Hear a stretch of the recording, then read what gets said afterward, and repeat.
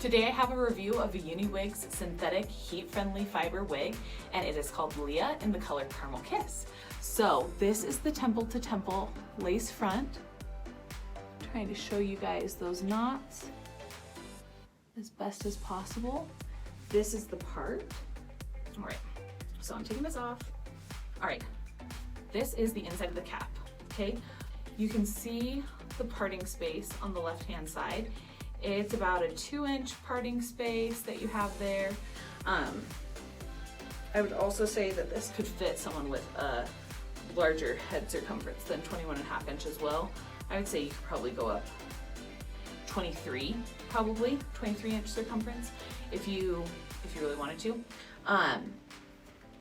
This is really, it's a gorgeous piece. It's a beautiful color for fall. It's a beautiful color anytime really.